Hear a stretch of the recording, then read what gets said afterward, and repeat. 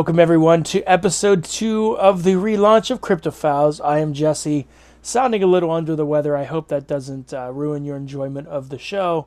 Joining me as always is Mr. Kyle, Mr. Killbot Kelly. Hey, how we doing? You sound awesome. I want to hear some show tunes. Hello, my darling. Hello, my baby. Hello, my ragtime gal. I know I mess up some of those words. But there it is. Yeah, I'm glad to be here. I was feeling under the weather. Anyway, what was that? What are you singing now? What is this? I was trying to sing Mac the Knife, but I don't really know the words. Oh, and he showed them pearly whites. So remember we're that back. McDonald's commercial? Yeah.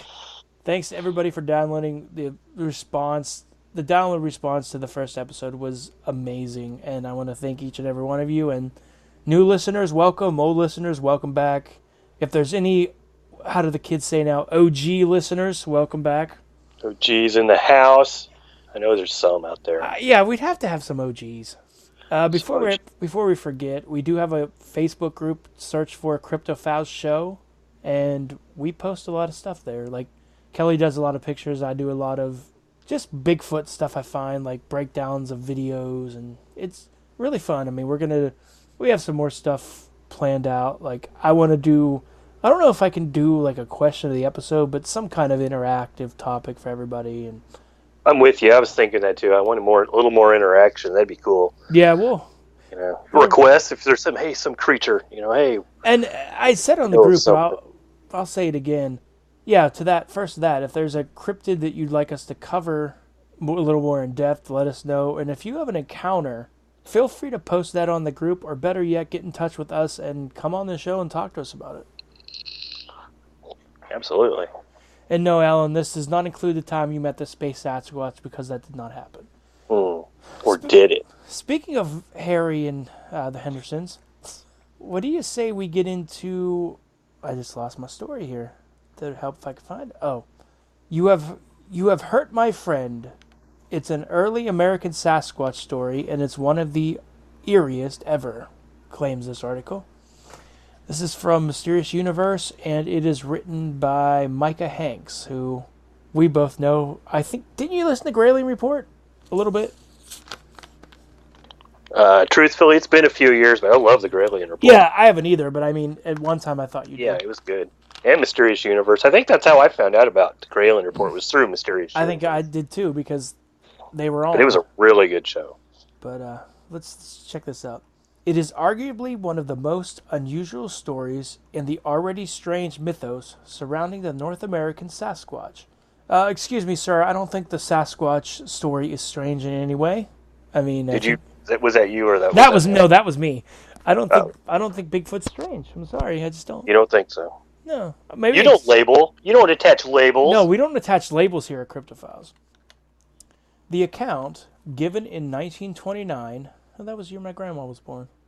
By a man named Charlie Victor, is also one of the few to suggest that the creature spoke a language, and is one shared by humans. Victor was... speaking of that, and I mean, everybody listening probably knows, one of the eeriest things I have ever heard is the recordings of the samurai speak, they call it, I think.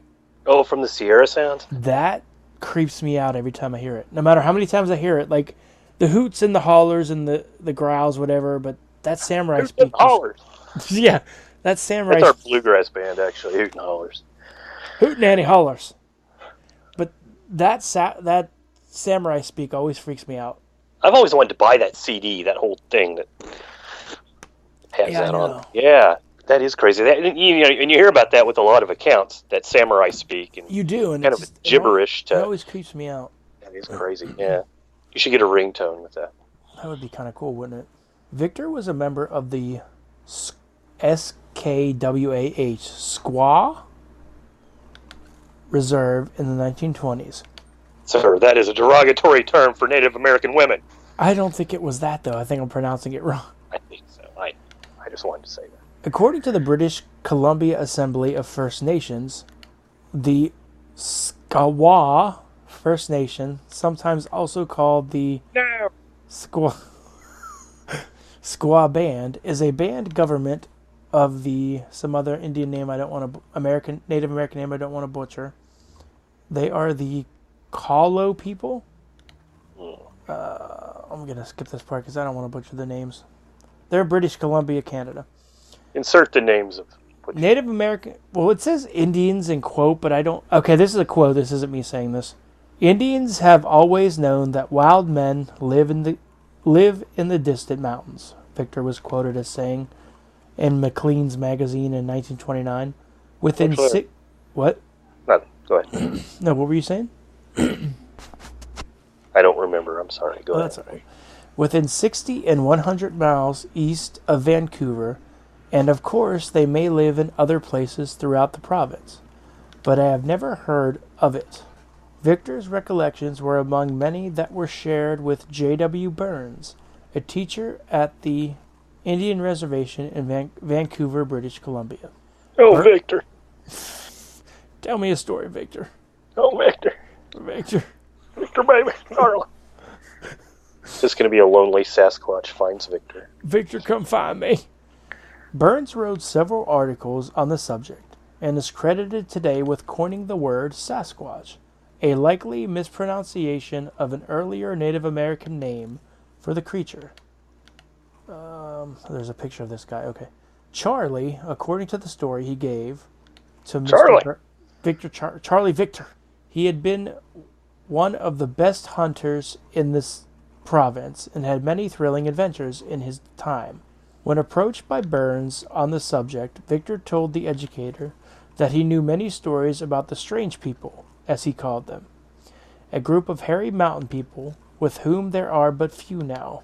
Victor's earliest encounter involved an occasion where he and 3 friends were traversing a mountain slope in the region within 6 miles of Yale, British Columbia, picking raspberry-like fruits known in the region as salmon berries for their pink color. Victor and his friends came upon the entrance to a cave, which surprised the group of men because they hadn't previously known of any caves in the area. Now, if you saw an unknown cave, would you go in it? Depends if she bought me a drink first. What? Oh. Probably would want to check it out a little bit. Yeah, I think Caves so. are pretty cool. Their curiosity piqued by what they had seen, Charlie and his friends collected some branches of pine, which they lit to illuminate the cave. Outside the mouth of the cave, there was an enormous boulder. We peered into the cavity, but couldn't see anything. Hello? Hello, hello, hello, hello. We gathered some pitchwood, lit it, and began to explore. But before we got very far from the entrance of the cave, we came upon a sort of stone house or enclosure. It was a crude affair. Victor's story is interesting for a number of reasons, namely due to the crude structure he and his friends claimed to have found within the cave. Actual compositional structures used for shelter are fairly unique among Sasquatch stories, and in this instance, it suggests a crude form of stonework used by whoever inhabited the cave at the time of its discovery. Returning home and telling of their discovery, Victor and his friends were warned by their elders to avoid the location at all costs, because of the strange people that likely lived there. Better not go up there into them caves. You're going to see them strange people and they might hurt you. Against their better judgment, the group returned again many days later, this time to find that the large stone outside the cave entrance had been tightly rolled into the opening, rendering any further snooping impossible. It was an angel. It must have been. It was an angel statue. Was. For Easter. Yes. This experience, Victor said, is what led to his discovery of the belief among his elders that Sasquatches existed. However, as it turns out, this was not his last encounter with the strange people of the mountains. Victor told Burns of another occasion where, many years later, he was hunting in the mountains near the community of Hatzik, along the Fraser Valley region of the lower mainland of British Columbia. Victor, accompanied by his dog, had climbed to an area where a plateau unfolded, lined with Who's a good boy? Here's a good boy. Let's go find a Sasquatch. Lined with large cedar trees. As they made their way along this raised area, Victor's dog took off into the direction of one of the trees. Pawing and leaping at an area where approximately 7 feet above the ground, there existed a large hole in the trunk. The dog pawed and leapt. Excuse me. The dog pawed and leapt upon the trunk, Victor remembered, and looked at me to raise him up, which I did, and he went into the hole. I'm sorry, but if Lucy wanted to go into a hole in a tree, I don't think I'd let her. Lucy, you're going into that hole solo, babe. Within moments, Victor said a muffled cry came from within the hole. Help! Help me! Thinking his dog had been lifted into the... It was Kanye! Oh my God. He fell in. Yes. Thinking his dog had been lifted into the hole... Give that dog back, Kanye. And thus... Wait a second, I lost... Let me see. Okay. Thinking his dog had been lifted into the home of, and thus a fight with, a bear, he called to the animal, trying to get it to dive whatever was in the hole out into the open. Victor recalled the next few frightening moments thusly. Out of the hole came something I took for a bear. I shoot, and it fell with a thud to the ground. Murderer! Oh my! I spoke to myself in surprise and alarm. For the thing I had shot looked to me like a white boy. He was nude. He was about 12 or 14 years of age. What? I don't know, that's what it says. Okay. The appearance of what Victor described here as a teenage Caucasian boy, sans clothing, falling out of the side of the tree is of interest, especially in light of numerous traditions among First Nations people and other cultural groups in nearby regions pertaining to Sasquatches being men stealers. Oh, don't want no the men stealers. Give us back our men. Give us back our men folk. That's where all the cowboys went. They might have. They were all stolen by Sasquatches. The Rifleman versus the Sasquatch. You're not going to steal my men, you men stealer. Oh. This particular phraseology is borrowed from the missionary... Oh my God. Position. Elkanah Walker, who wrote in April 1840 of a giant nocturnal class of people who lived on a mountaintop in northern Washington, according to traditional beliefs among the Spokane Indians. These giants, it was said, were apt to carry away people from their camps and homes at night, a theme which is even implied today in certain literature pertaining to unsolved disappearances in national parks. That's where that missing 411 stuff comes in, I think. Yeah. Which is a great documentary, if you guys haven't seen it. Oh, did you watch that? Yeah, it was. I liked it. It was. I mean, it was good, wasn't it? It was good, but it was like depressing. Yeah, I liked they didn't scream it. It was a Sasquatch. It was a Sasquatch. Yeah, It was just. It was like here's this is what here's happened. the evidence. Here, you know, it was good. It was. Yeah. Victor's narrative becomes increasingly strange, however. More. The Caucasian boy, who Victor described as having black woodland hair, though it is unclear whether this was in a hirsute manner or merely upon the boy's head, begins to let out a wild yell, or rather a call, as if he were appealing for help. An answer came echoing from some distance away, which Victor could hear moving steadily towards them. For whatever reason, Victor recounts having remained at the scene for less than half an hour, when out of the forest below them came the strangest and wildest creature one could possibly see. Victor recounted the creature's appearance to Burns as follows. I raised my rifle, not to shoot, but in case I would have to defend myself. The hairy creature, for that was what it was, walked towards me without the slightest fear. The wild person was a woman. Her face was almost Negro black, and her long straight hair fell to her waist. In height, she would be about 6 feet, but her chest and shoulders were well above the average breadth. Victor said the raw strength of the woman before him was evident with her movements, and he was certain she could easily have killed him with her bare hands. Did she play tennis? It does not say. I do not know. Moving right along. She cast a hasty glance at the boy, Victor said. Her face took on a demoniacal expression when she saw he was bleeding. Roid rage. Yeah, she turned upon me savagely, and in the Douglas tongue said, "You have shot my friend." It was brought to my attention by researcher Ken Christian a number of years ago that this Douglas tongue Victor referred to is a dialect among some of the Salem Indian group around Port Douglas, near the northern end of Harrison Lake, British Columbia. So, this makes me wonder, was it just a human woman?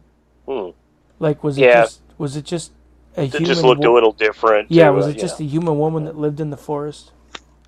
Yeah, and said it in their tongue. So the story goes on, but I'm kind of thinking they're saying it's creatures and they learned the Indian language, but to me it just sounds like it was an actual human being.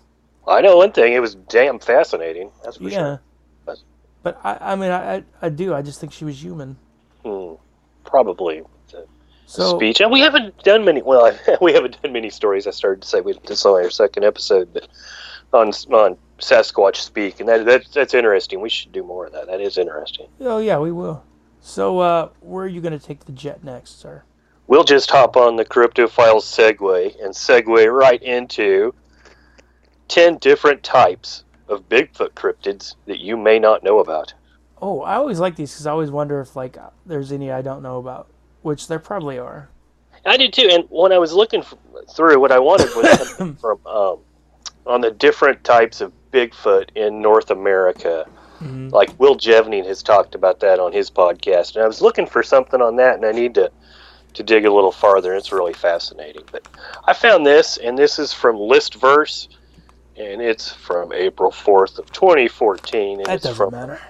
A gentleman named Lance LeClaire. Awesome name there. That is an awesome name. The cryptozoologist, I don't think it is, but cryptozoologist Lance LeClaire. I believe this to be 10 different types of Bigfoot cryptids going all across the world. So, okay. And this here says, the whole world has heard of Bigfoot and the abominable snowman, known to the locals as the Yeti. But how many people known as the Yeite, but that's a story for another day. But how many people know that almost every country has its own version of the ape-man legend? And it says, the persistent quality of these legends and their appearance in so many different cultures have some believing they indicate small populations of prehistoric hominids who have somehow survived all this time, or possibly an as yet undiscovered ape species. As we shall see, some even have stranger explanations. And number 10, we have the European wild man. And this says, European folklore is rife with tales of the wild man of the woods. They were so common that medieval heraldry often included depictions of the furry wild men. Aside from the fur, these legends bear little resemblance to our modern Bigfoot stories, but some cryptozoologists still speculate that they indicate the presence of hominid cryptids throughout the region. It says, unlike most Bigfoot stories, European wild men, and wild women, of course, could be basically any human, but most often a hermit or eccentric to begin with, who wandered off to live in the woods. Living on acorns and berries, they would grow fur all over their bodies, and they became less human with each passing day. I'm going to pause there for a minute. It's kind of like with pigs. Like when pigs go feral, they grow tusks pretty fast and grow hair. I always wondered, would a human, if they go feral, would they get hairier? Maybe. I've always wondered about that. Anyway, it says, stories about the wild men, sometimes called the woos or the woozer. How about the woozer? I like the woozer. Come on, woozers. There's going to be a woozer. And it says it steadily declined as Europe entered the modern age. However, Europeans did bring the legend with them to the New World. It said the first documented sighting of a wild man in North America occurred in 1818 near Ellisburg, New York, when a gentleman of unquestionable veracity sighted a hair-covered man sprinting through the forest, Despite a huge search, no trace of the creature could be found. And it This says, begs the question. I wonder if it sleeps. When it sleeps, if they say, the Wizard's taking a snoozer. and it says, take Europe's wild man tales, transplant them to the New World, mix them with some vaguely matching native beliefs, and you've got a convincingly explanation of the Bigfoot legend itself. I don't like that at all myself. Whatever the truth, some cryptozoologists believe the wild man once existed, but is now extinct, laid down by the relentless advance of civilization. Okay, now we're at number 9. Our Bigfoot must be smarter. My God, how do I pronounce this word? Number 9. The Ngoi Rung. It's N-G-U-O-I, Ngoi, and Rung, R-U-N-G. That word I know how to pronounce. I'm sure I am slaughtering that word. Well, I'm sure you got rung right, unless it's like ruined or something. The Ngoi Rung, forest people, sometimes known as the Batutut or the Ujite, or Ujit, are hairy, ape-like hominids said to inhabit the dense jungles of Vietnam, especially the three forest region, where Vietnam, Cambodia, and Laos converge. Descriptions vary in size and fur, ranging from gray to brown to a reddish color, but the creature is always said to walk in an upright bipedal position. By 1974, sightings had become so frequent that the General Hong Minh Thao, commander of the North Vietnamese forces in the Central Highlands, ordered a scientific survey of an area in an attempt to locate them. While an actual Ngoi Rung could not be located, scientists did make a plaster cast of a suspiciously wide footprint. And it said possible candidates for the Ngoi Rung are Meganthropus, Homo erectus, or Neanderthal. A more controversial possibility was put forward by cryptozoologist Bernard Henvelmans. Can we not have something with easy words tonight? You know? I mean, yeah, I didn't mind were just those Native American names. Like, I just want something easy. Yeah, right. And it says, who suggested that the creature may be living examples of Homo pongoidus, the infamous Minnesota Iceman. A supposed That's a hominid. fascinating story. It sure is. One of us has to look into, like, find a good article about that one of these days. Right. It was interesting. It said now widely believed to be a hoax that was encased You don't know that. and displaced at carnivals and fairs throughout the 1960s. All right. Now we're at number 8. And we have the Lilocan. It's the Scottish wild man. This might be like the Green Man. Might be interesting. Yeah. And it says Scotland's version of the European wild man legend is the Lilocan, an insane oracle who lived in the forest near what is now Glasgow in the late century AD. He is referenced in the life of Saint Kentigern, where he is described as a certain foolish man who was called Laocoon or Laocoon. Like most European wild man tales, he was often described as covered in hair and wearing ragged animal skins and not Nikes, just animals.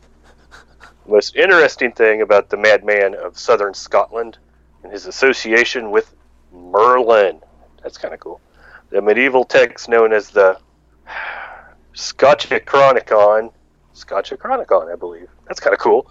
Gives an account of Lilocan's life that is almost identical to the wealth legend of Midrin Wilt, one of the forerunners of the Arthurian Merlin. Now we're at number 7. We're with, where we got here, the Yeren. The Yeren, known as the Shinagayo. We'll stick with Yeren. Is a Bigfoot-type cryptid known throughout to inhabit China, particularly the Shinagongija region of northwestern Hubei province. Descriptions vary. Some legends describe short creatures with entirely hairy bodies, while others describe giants with grayish red hair and a mix of human and ape-like features. These descriptions have led many investigators to conclude that the legends actually describe bears, gibbons, and a variety of other animals that inhabit the region. Still, the legend of the Yeren go back centuries to the Qing dynasty poet Yuan Mai, 1716 to 98. Okay. Described a creature which is a monkey-like yet not a monkey.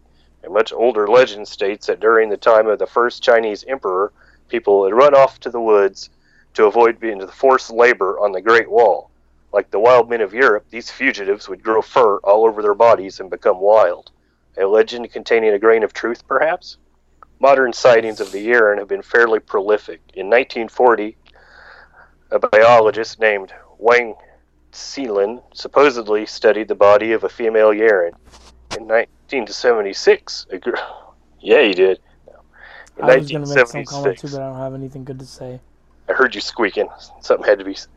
A group of 6 bureaucrats described an encounter with a Yeren on an isolated road in the Hubei province, prompting an official expedition to look for evidence. Locals provided fur and feces, supposedly belonging to the creature, but no direct evidence. One of the most recent sightings was in 2007 incident when 4 tourists found themselves almost face to face with 2 of these creatures deep in the Shinong-Gija Nature Preserve. Number 6, and this is Pakistan's Barmanu. That's cool, a Middle Eastern. Yeah, I've never. There's a lot of these I haven't heard of, actually. And in the remote wilderness of East Afghanistan, in Pakistan's Shishiku Valley, there may live a human-like creature known as the Barmanu, or hairy one. The creature's range places it smack in the middle of the region where the better-known Yeti and the Alma are thought to live. And it says some think that all 3 of these are the same species. The Barmanu was first brought to the outside world attention by Spanish cryptozoologist Jordi Magraner, who described it as resembling a Neanderthal, sometimes wearing animal skins, possessed of an especially foul stench. This description is notably similar to America's legendary skunk ape.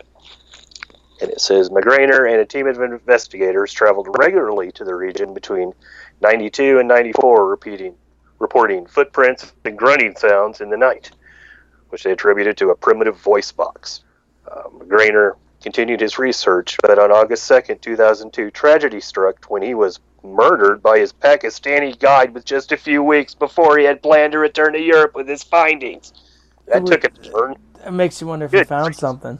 I'm not making that up. That actually is what that says. Makes you wonder if he found something, though. He knew too much. Yeah. Interesting, when Magraner showed eyewitnesses illustrations of various real and alleged hominids, the picture they consistently chose was one of the Minnesota Iceman. That's kind of interesting. Yeah, it was. Now we're number 5, the Alma of Mongolia, and it's probably the most famous cryptid on this list, which is the Alma, Mongolian for wild man, which hails from the Altai Mountains of southern Mongolia. And Professor Boris Porchnev of the Moscow Academy of Sciences used eyewitness accounts to put together this composite description of the beast. And it said, there is no underlayer of hair so that the skin can sometimes be seen. The head rises to a cone-shaped peak. The teeth are like a man's but larger, canines more widely separated. Porchnev's description also noted that the Alma could run as fast as a horse. Breeding pairs lived together in underground burrows and bred fast as horses. No, not really. Eating small animals and vegetables and emerging at night. Similar to the Barmanu, the Alma is noted for a distasteful smell. It makes people sound just like that. You smell it. It might, Because there are so many older traditional tales of the Alma, similar creatures among the people of Central Asia, these sightings of humanoid cryptids bring up interesting possibility that early humans have interacted with the still surviving version of primitive hominids. When asked about the possibility in a USA Today article, after an intriguing pinky bone was found in a Siberian cave that was only 30,000 years old, folklorist Michael Heaney noted that such legends have been known in the area for centuries. The reports of wild men have typical mythic overtones and do often reflect what we know of primitive hominids. The presumed Almas of Central Asia could be one of any of a pre-sapien ancestor. Oh, here's one I have not heard of. Number 4, the Urailu. Wow, how do I say this? Uraiuli, it's one of them damn Uraiulis. Alaska. Wow. And it says within the vast forests that surround Alaska's Lake Liamna, it is a mysterious hominid-like creature lurks, reaching 3 meters, 10 feet in height, and covered in dark, shaggy hair. Sightings of the creature have been fairly regular, as with one recently as 99. when a group discovered huge tracks along the bank of the Belofsky Bay in the same year. An eyewitness claimed to have seen a gigantic ape-like creature with extremely long arms standing on 2 legs. Terrifyingly, the creature was described as standing over 4 meters or 13 feet in height. It is unlikely that the creature, if it exists, is any kind of hominid survival, since none are known to have reached such gigantic heights. Like similar legends about wild man, it is said that the children who wander off into the woods and get lost transfer into the Urayuli. Legend also has it that they emit a haunting cry like that of a loon. That's kind of interesting. I've never heard of that. I haven't either. Number 3, we're getting there. The Nitaewo, Nittaewo, says this diminutive race of beastmen were described by Pliny the Elder in the 1st century AD as a tribe living in modern Sri Lanka, side by side with people known as the Vedas. The Vedas themselves turned out to be very real and possessing their own legends about the Nitaewo. The legends claim that the Vedas were responsible for eliminating the entire Nitaewo race, long feared the Vedas for their cruelty. I guess the Vedas weren't so cool. When they trapped in a cave, the Vedas piled firewood around the entrance to the cave, set it alight, causing the remaining Nitaewo to suffocate from the smoke. The Veda myths describe the Nitaewo as an orangutan-like climbers with a little over 3 foot tall, covered in dark fur. That sounds a little bit like the orang pendek right there. Yeah, it does. And it says their voices were said to be like that of twittering birds, similar to the Alma. Many cryptozoologists believe that these legends described as a cryptid hominid still living among modern humans within recorded history, but going extinct before they could be documented. It says, yet in 1887, British explorer Hugh Neville documented tales of a more recent warfare between the 2 tribes, although again, the Nitaewo were supposedly extinct by the time Neville came along. He reportedly were they? But were they? Dun, dun, dun. He reportedly learned from a family of Veda lineage that the Nitaewo were exterminated 4 generations earlier, around 1775, and that a relative of the family had actually taken part in burning of their last homes. In the 1940s, British primatologist W.C. Ostman Hill concluded, based on descriptions and some rather flimsy evidence, that Nitaewo must be Homo erectus. Later in 1963, Captain A2 Rambukwella theorized that the Nitaewo may have been a species of Australopithecus, the famous hominid, based on his reputed small size. And that sounds a lot to me like possibly the orang pendek. It was kind of interesting. I sure hadn't heard about that before. There was almost like a race war between them, or would that be a species war between the humans and that? That was kind of interesting. And here we go. Here's one I think we've heard. 2, the Honey Island Swamp Monster. We're not talking about Victor Crowley here. You there? Yeah, I knocked my headphones out for a minute, but I think we're good. All right, Honey Island Swamp Monster. Back in the 1970s and 80s, the Honey Island Swamp region of Louisiana became briefly famous as the home of a bipedal man creature, dubbed the Honey Island Swamp Monster. The Southern Fried Bigfoot, or simply the Thing. These rumors were started by 2 hunters, Harlan Ford and Billy Mills, who claimed to have seen the beast and presented plaster casts of its footprints, which they allege were next to a wild boar carcass. You need to trust Billy Bill. Right, trust him. He's a good old boy. Unlike most hominid cryptid encounters, these casts indicated a creature with 4 web-toed appendages, prompting some to theorize that the creature was some kind of a cross between a hominid and an alligator or lizard. Ooh. Works quickly escalated in a state where every county and village has its own legends and monsters. Soon the Honey Lake region gained nationwide notoriety.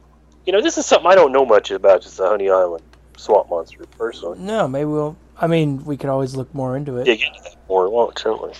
It says there are some older legends that seem to justify the existence of the creature, or maybe inspired them. Local Native American tribes have a legend of a creature called Latish, a semi-aquatic man-beast raised by alligators in the depths of the swamps. That's awesome. Yeah, it is. That's an awesome movie story. Yeah, Cajun legends of the Loup Garou may be referring to a creature similar to the Honey Island sighting rather than mistaken notion that they are werewolves. The strangest of them all is a ludicrous local story about a train wreck that I love this story. About a train wreck that accidentally unleashed a cage full of chimpanzees who then moved into the swamp and interbred with alligators. That is an awesome story. I've never heard that. And it says the Honey Island swamp monster was one of the major inspirations for Lockjaw, the monster featured in the 2011 horror movie Creature. I have that movie. How is that? It's horrible. It wasn't very good. I always heard it was bad, but I didn't know, like, you and I, you know how we like certain things that other people don't, so I wasn't sure. I don't know if Lockjaw was a chimp bred with a gator or not. I'm just picturing a gator and a chimp, like, fornicating here. It just doesn't make sense, does it? No. Now let's move on. Number 1. We've made it to number 1. And this is Siberia's, and of course the name, you can't just be called Siberia's George or no, because God forbid. Purple or something. No, it's Siberia's Chachuna. Chacuna. Chuchunaa. And it says the Chacuna, or outcast or fugitive, also known as the Tajuna, is a hominid cryptid reported to live in the now snowy depths of Siberia, described as almost 2 meters or 6 foot tall, with protruding brows, long matted hair, and a full beard. Many people believe them to be hipster.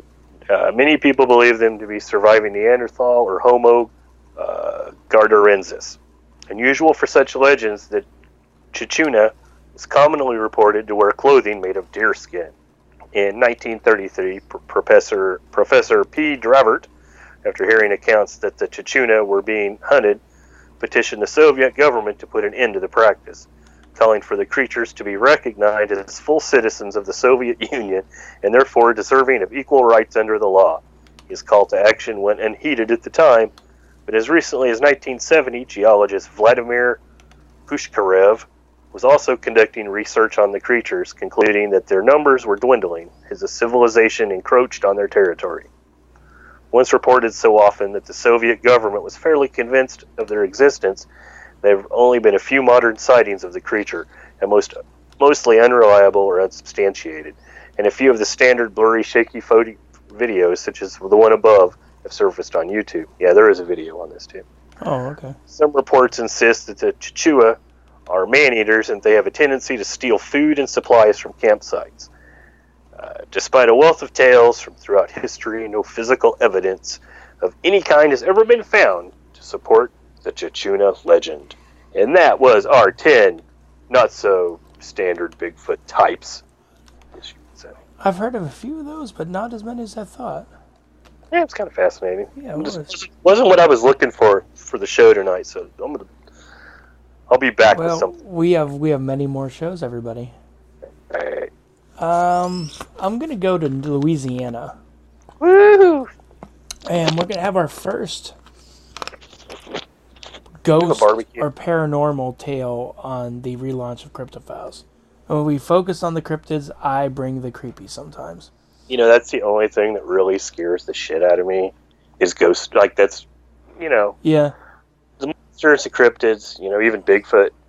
I think I can handle it a little bit. But the ghosts, oh my God, man. My thing is ghosts, and I've told you this before. I know we've known each other for, as you were saying, 5 years. Alien abduction terrifies me. Probing. So I always try to, I'm going to look up some of that stuff. And yeah. So this is from the lineup, and it's America's Most Haunted, Ghosts of the Myrtle Plantation. Built in 1796, the Myrtles Plantation has everything an old Louisiana mansion should. Live oak trees dripping with Spanish moss, a wraparound veranda with iron scrollwork, a history that includes at least one murder committed under its roof, and possibly many more, and a dozen ghosts willing to make themselves heard, felt, and even occasionally seen. Thankfully, the house is now a bed and breakfast, so intrepid tourists who don't mind losing some sleep can spend the night and see who shows up. I would like to do that. wouldn't mind going down there and like hanging out and playing Born on the Bayou. Frolic. Yeah, maybe that too.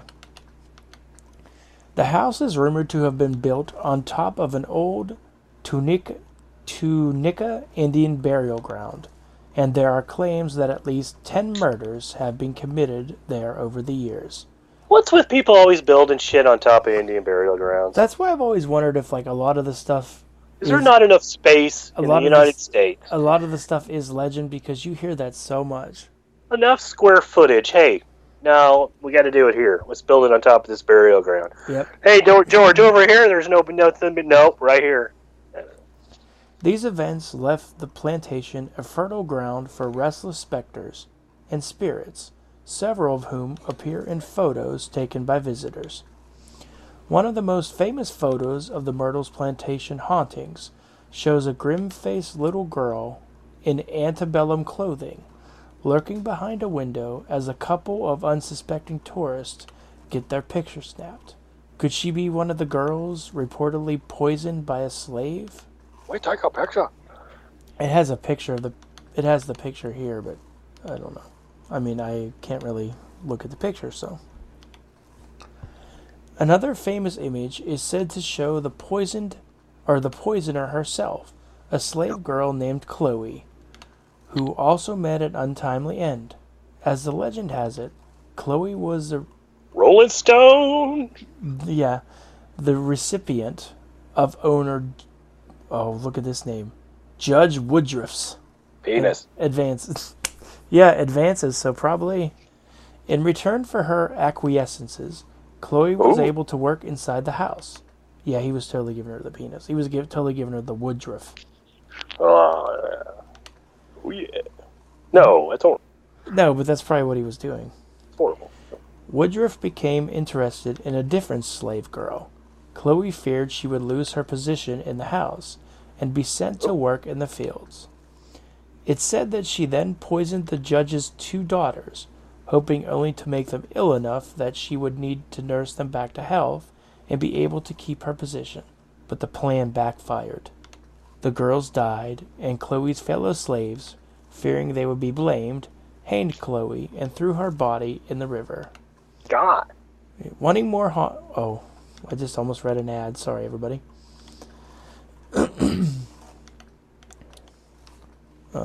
Okay, let me get a 1990. Is it 1992? Yeah. A 1992 photograph is said to show Chloe standing beside the main house in an outbuilding called the General Store. The London Society for Psychical I can't read today. Research in London. Well, Cheerio! if it's called the London Cyclical Research, of course it's in London. Reportedly declared the photo authentic. The one confirmed murder that took place in Myrtle's plantation was of William Winter, an attorney who lived in the house just after the Civil War. He was shot by a stranger outside, dragged himself inside and up the stairs, dying on the 17th step. Poor bastard. He almost made it. Not the 18th. No. Visitors report they can still hear his shuffling footsteps on his way to his death. Shuffle, shuffle, shuffle, shuffle, shuffle. Shuffle, shuffle, shuffle, shuffle. A set of recent fires has struck the grounds of the Myrtles Plantation. The first fire occurred in 2014 and destroyed the gift shop. Damn it, now we can't spend our hard-earned money. Oh. Now I can't get my mug. Oh, he wanted that mug too, damn it. The second took place in March 2017, claiming the Carriage House restaurant. That's my favorite place to eat. They had good fries. Thankfully, no injuries were reported in either blaze. With so many ghosts rattling around the house, it's not surprising that supernatural phenomena are more or less commonplace. Reports include a chandelier that shakes and rattles, beds that levitate, and portraits whose expressions change. Ooh. And that's the end of the article. Some crazy stuff. That was very crazy. And so forth. And so forth. Alright, I guess we can move on here. That was a fascinating story there. It was. I enjoyed it. I did too. All right, buddy. Where are you going to take the jet? Hey, we're gonna have to. This is gonna be a long flight. All right. Let me I hope we. sit back in my comfy airline chair here. I'm good to go. Okay, we're going all the way to Ireland. I like Ireland. We're I've not never gonna- been I there, don't but I think- like it. I don't think we're gonna see you two. I don't think they're playing, but it is. I think officially for you, I can say Happy St. Patty's Day, buddy. That was yesterday, bud. And it shows how with it I am. It's the 18th now. I'll be damned. All right. Well, we were in. Well, I'm jet lagged from our flight here. Thank you. Well, I guess I can say Happy St. Patrick's Day to you, though, because it's still there for you. Awesome. Bonus. All right. We're going to get into Irish mythology. Something that's always fascinated me. And it is the Banshee, or the Ooh. Banshee. And also, it was a really badass Yamaha four-wheeler. It was called the Banshee. So, okay. And I don't remember the What is title, but I think there was a sci-fi movie, Scream of the Banshee or something like that. Yeah, and it was kind of good, too, as I recall. Oh, was it? And this says, what is a Banshee? And we have a picture up here, and this is on mythology.net. It is entitled Banshee. Okay. What is a Banshee? It's a dark night in Ireland, and all the forests are filled with mists. A blood-curdling wail slices open the silence, and it's followed by more cries. You might think that the anguished cries are coming from a dying person, and in a way, you might be right. They are cries of a ghostly banshee, meant as a warning that death approaches. We got some characteristics here. We're going to get to know our banshees here. All right, that's what I like. Here's a physical description. And it said, despite their good intentions, banshees don't look like the friendliest of creatures. They can appear as withered old hags or supernaturally beautiful women. Oh, that would be a problem because we both like our beautiful women. Yeah. And they wear shadowy gray cloaks or silvery shrouds over red or green dresses. Red, red wine. Their hair, which can be a red or a pale color that shimmers like wildfire, is long and windblown, and their eyes are always inflamed from weeping. The Scottish bean nigh, which are often considered Scottish banshees, can be identified by a few unusual signs. Here we go. You ready for these signs, Jesse? Yep, I'm ready.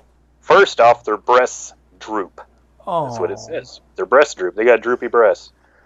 They have only one nostril, and their feet are webbed like a duck. The freaking hell. That's really weird. I never knew that. Like I've heard about banshees before, but I never knew they had webbed feet. See that on a dating site, well, my breasts droop a little. I have one nostril, OMG. And I have that webbed foot duck. OMG. I should have told you about that earlier on my profile. Let's get to know about our personality of our banshees. All right. And it says, banshees may seem ghoulish, but they have no record of being violent or even mischievous. Their dark appearance probably comes from the tragedy of their own lives. Many people believe they are spirits of women who were murdered or died in childbirth. Others believe that they are fairy queens who were driven from the underground by the arrival of humans. Given their own sad story, it's not surprising that banshees are hypersensitive to sadness in other people's lives, nor their expression of grief has taken on supernatural powers. So they're basically just like, oh, you're sad. Yeah, I don't guess they're like a harbinger. They're more of a... I always thought they were a harbinger of death. Yeah, kind of like the... Yeah. But I guess they're not. And it says, banshees are also capable of deep devotion. Each banshee serves a specific family and will spend centuries trailing the children of that family. They are also deeply devoted to their country, Ireland, and will attach themselves only to families who are descended from Celts, not Normans or Saxons.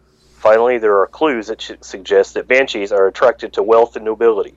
Some legends claim that they only serve the ancient Celtic noble families, the O'Neills, the O'Briens, the O'Connors, the O'Grady's, and the Kavanaghs. So everybody starts with an O except the Kavanaghs. There you go, right. And it says others claim that before the death of an important leader, multiple banshees will come together in mourning. Let's get into their abilities. Okay. Banshees are best known for their premonitions. They always appear shortly before the death of someone in their designated family. So there we go. In a few stories, they have spoken out to tell exactly who would die and how. In most cases, they simply wail. The banshee's wail, all of it itself, is a powerful message. It can be heard for miles and always chills the hearts of people who hear it. Some stories have described glass windows shattering when hit by the high, plaintive notes of the banshee's song. And we'll leave it there. And there's our banshees. There's our story for. We don't want any banshees to visit anybody No. around St. Patrick's Day or any other time, if they are indeed a harbinger of bad news. We don't want that. Because we all want to be, safe and sound and happy. Happy. We want everyone happy. I'm going to share a little story here. I have 2 articles. 10 people share their creepiest childhood experiences and 19 stories that will keep you up all night. And I figured every once in a while they're real short, throw one in. Are they scary? I didn't really look at them. They're supposed to be, but that doesn't mean they are. So we want to be scared, damn it. Scare us. We're going to start off with the Shadow Man. Ooh. Ever since I was around 8 and we moved into our new apartment, I would constantly be up at night for one reason or another. The main reason was a shadow figure staring at me in my bed. Yes. It would be a tall figure with a hat that looked like a fedora with a feather and a detective coat. It wouldn't go anywhere except the hallway, which was the way to the bathroom. It would constantly watch me, but only at night. It would get so creepy, I would go to the bathroom in my room. After a couple years, it went away. But one night at my grandpa's house, I was laying on an inflatable bed. I heard the noise of the back door opening. It walked right through the wooden door and towards the fridge.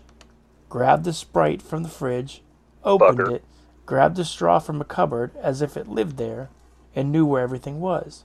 It took a sip of the soda, looked at me, then walked the same way it had come in. I was so scared I didn't say anything until around a month later.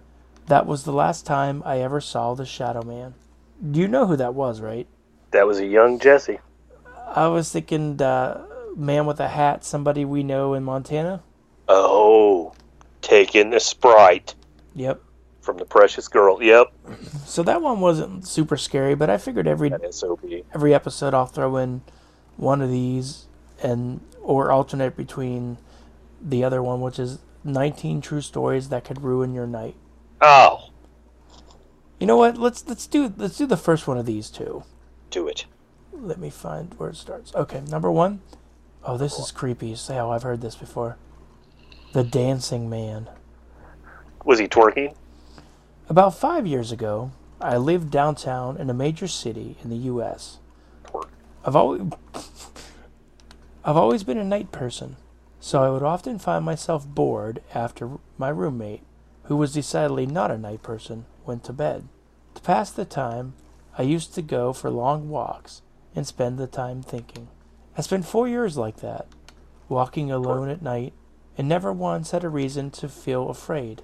I always used to joke with my roommate that even the drug dealers in the city were polite. Aww. But all that changed in just a few minutes of one evening. It was a Wednesday, somewhere between 1 and 2 in the morning, and I was walking near a police station. I hear a saxophone. It was quite a ways from my apartment. It was a quiet night, even for a weeknight, with very little traffic and almost no one on foot. The park, as it was most nights, was completely empty. I turned down the short side street in order to loop back to my apartment when I first noticed him.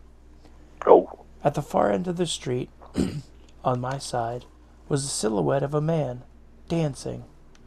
It was a strange dance. Some would say twerking. Yes. It was a strange dance, similar to a waltz, but he finished each box with an odd forward stride. And thrust. I guess you could say he was dance walking, heading straight for me. Ooh. Deciding he was probably drunk, I stepped as close as I could to the road to give him the was fully. majority of the sidewalk to pass me by. What? What'd you say? Nothing. Go ahead. I'm sorry. Oh no, I just was talking over you. I couldn't hear you. No, I was talking over you. The closer he got, the more I realized how Erect he truly was. gracefully he was moving. He was very tall and lanky, and wearing an old suit. He danced closer still until I could make out his face. His eyes were open wide and wild, his head tilted back slightly, looking off at the sky. His mouth was formed in a painfully wide cartoon of a smile. Ew. Between the eyes and the smile, I decided to cross the street before he danced any closer. I took my eyes off him to cross the empty street. As I reached the other side, I glanced back and then stopped dead in my tracks. He had stopped dancing and was standing with one foot in the street, perfectly parallel to me. He was facing me, but still looking skyward, smiling still wide on his lips. I was completely and utterly unnerved by this. I started walking again, but kept my eyes on the man. He didn't move.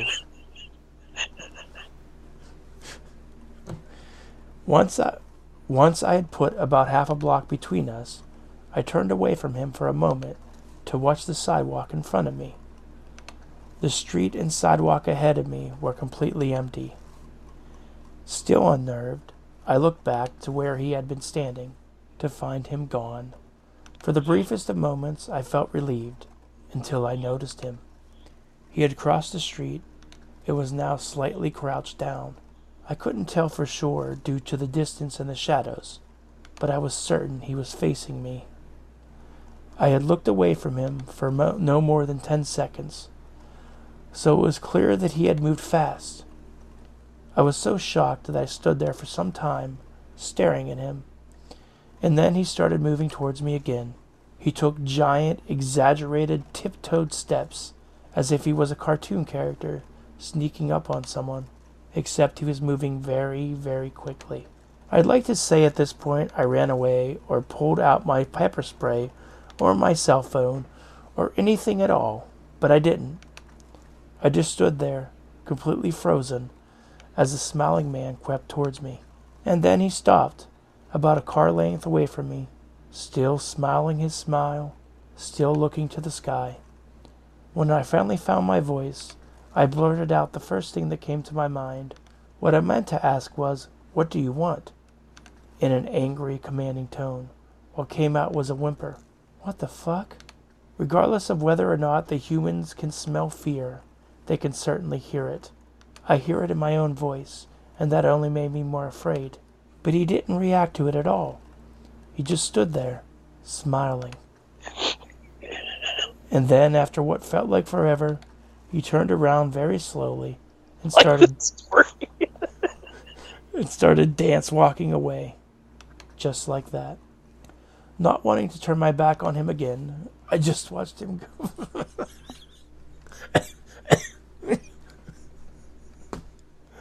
What kind of homoerotic mamby jamby are we even going? Oh, man.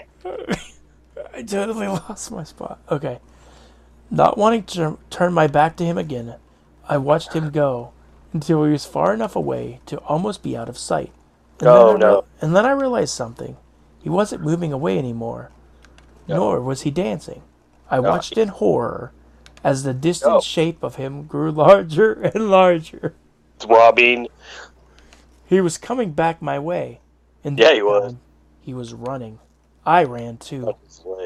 I ran until I was off the side road and back onto a better lit road with sparse traffic. Looking behind me then, he was nowhere to be found. The rest of the way home, I kept glancing over my shoulder, always expecting to see his stupid smile, but he was never there. I lived in that city for about 6 months after that night, and I never went out for another walk. There was something about his face that always haunts me. He didn't look drunk. He didn't look high. He looked completely and utterly insane. Orgasm. And that's a very, very scary thing to see. That story, the first time I read it, creeped me out, but it just made me laugh now. Sounds like an old perverted man bouncing around the streets. Kind of does, but like, how did he get across the street that quick? Red Bull. He gave him wings. Yeah, it could be, but next week we'll be picking up on this thing with... Oh, good. It took you 8 years, so we'll be back to that next week. But I just think those little stories are kind of cool. Like, Those are cool. Cool little segment. Coming up also on the show in the future, I have truly bizarre tales of mysterious underground civilizations, more time travelers with photos and revelations of the future. Apparently there's like tons of people claiming to be time travelers on YouTube now, and I guess this collects some of them. It's probably all bullshit, but I thought it might be funny. And I also have... What do you have? Let me find it. Truly bizarre accounts of spontaneously vanishing Bigfoot. And bizarre paranormal... That's what they do. And bizarre paranormal encounters in the war in Afghanistan. So those are what will be coming up in the next few weeks. Well, I guess I gotta read what I got. Yeah, you have apparels, I think. What? Do you have apparels? Of course. Oh, and I also have Tales of Unicorns. So I have a lot of shit coming up. Yeah, we'll have coming up for me some modern cases of feral humans, something called the hodag, not a hobag. Could it be two? It's a hodag. And a Calinaro. But this week, for right now, we're gonna head over by you. We're gonna head to Pennsylvania for apparels in Pennsylvania. Here we go again. This always terrifies me because I never know where we're gonna go. This is a strange troll creature. It was photographed in rural Pennsylvania. Oh God! And this is by Greg Newkirk on 3/4 of 2013, but it's still relevant. These are deadly. Speaking of people that are interesting, I would love to interview him and his wife someday. Who? Greg Newkirk. You know who that is? Yeah, the website's pretty... They do a lot of like... Oh, Weekend Weird. They're like he's an investigator and stuff. I mean, yeah, of course. He's awesome.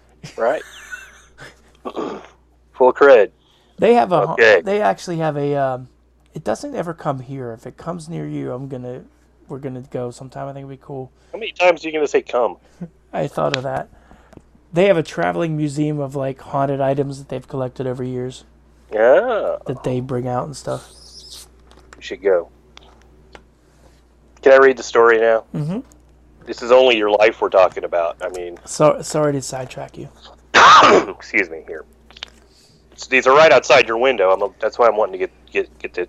You know what would be scary as crap? If like you just said they were right outside my window and something like banged on the window. I would totally scream like a girl. Freaking window. And then if it happens, it's going to be a strange troll creature. Or it's going to be that fucking dancing man I just read about. Well, man, that would actually creep me out. All right. And this is a strange troll creature photographed in rural Pennsylvania. And it said, something weird is lurking in the snowy forests of Pennsylvania. Oh, shit. One woman claims to have captured evidence of it on her camera. And it says, a woman named Polly took to Facebook. Do you know Polly? No, I don't.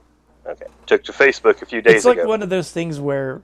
Well, I know most of your kind know each other. Well, that's what I was going to say. Like, you never said this, but a lot of people have. They think that, like, I know every other blind person in the world, which isn't true.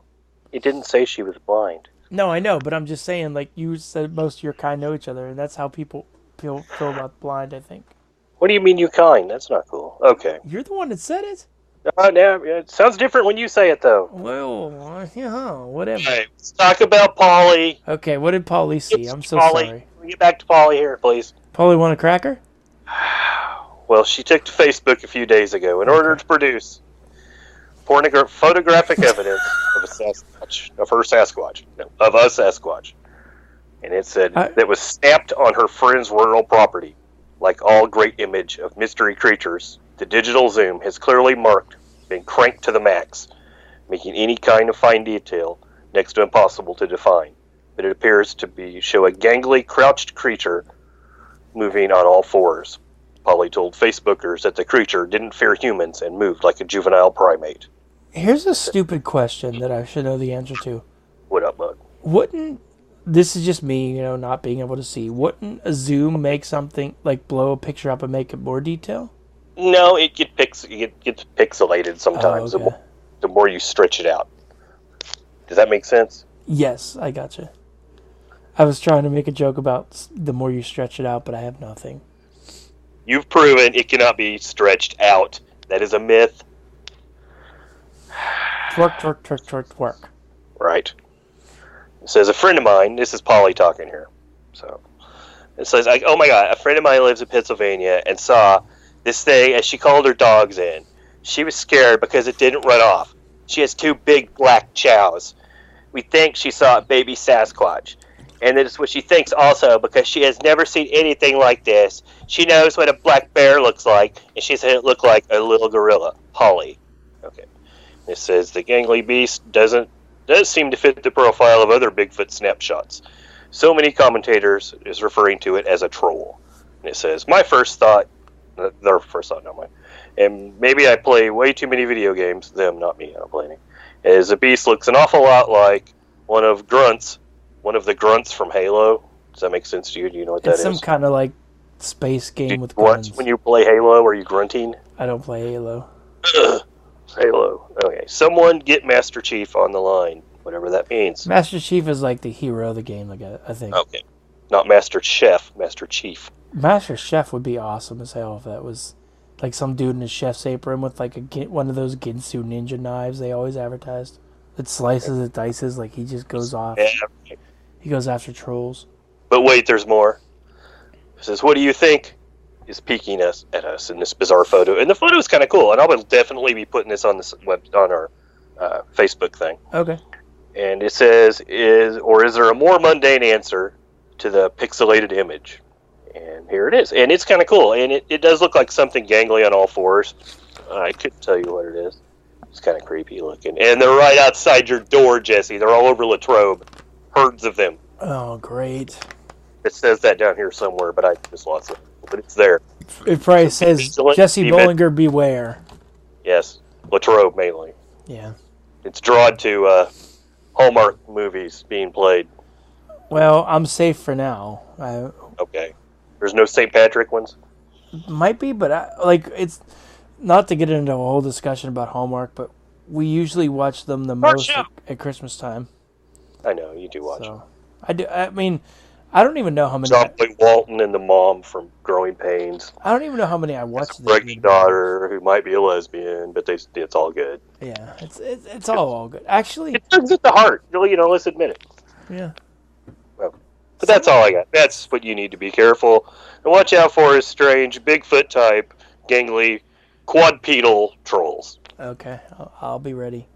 But as we said before, guys, thank you for listening. We are going to be on iTunes. I don't know if it'll be this episode or the next, but it will always also be on the Facebook group if you like to download it that way, as my co-host enjoyed. Yeah, it's really cool too. I was going to talk about that for a second. Getting it on the Facebook thing's neat. How we can just download it straight from there. I don't know how people are mainly listening to podcasts now. I don't know. I know Apple has their podcast I like app. That. I guess I should put us on Stitcher because I know Stitcher's around still. That's what I use for everything I listen to. And I'm going to start up a Cryptophiles Instagram. I like this. I like this idea. For that. Everybody follow it when it comes up. Yep, for damn sure. And join the Facebook group. That's the best place to get in contact with. I'll start a Twitter, but I'm bad at tweeting lately, so. Oh, you're a bad tweeter. I have been. I've been a very bad tweeter for like. You need to massage your twatter and get your tweeter and tweeting. For like the last 3 years, I'd say at least. I've been a very bad tweeter. We'll talk about that off air, but. Oh. Did you injure your tweeter? No. Thanks everybody for listening. This has been a lot of fun as usual, and we'll be back in 2 weeks with the next. What was that? No. The cat. Sorry. No, you sounded like you were not feeling it. Nope, it was one of the official Cryptophile cats. I know we have official Cryptophile cats, but I really think it was you. We have 3 cats and a dog, and you and me. No. This has been a blast. We have 3 cats and a dog? Thanks for all you do.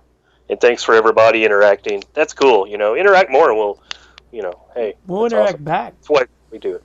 What? We'll interact. Oh, shout out to Mel Horner who listened. He was one of the OGs because he told me that he thinks the first podcast he ever heard of me was a Cryptophiles. Oh, that's cool. That's So awesome. shout out to him. Shout out to everybody that's commented. I'm terrible with people's last names, but shout out to Charlie and Oh, yeah. Billy, was it, I believe? Lori is awesome. Lori, too. Big chat. Anyway, if you're in the Bigfoot world and you listen to this, all I have to say is Lori, and you know who I'm talking about, and she's awesome. And we want to have her on, and some other Bigfooters and paranormal people and porn stars and anyone who's interested in what we do. What if we could combine the two and talk to a porn star who had a paranormal experience? Wouldn't that be cool? Pretty much, yeah. Well, it's going to happen. It is, because I just have a feeling we're going places with this show, sir. Oh, yeah. Definitely. And I've done good. I haven't said come for the last 10 minutes. Yeah, Woo. But seriously, everybody, thanks for listening, and we will talk to you in 2 weeks. Actually, 2 weeks now, because I'll be caught up with putting shows out. He puts out shows.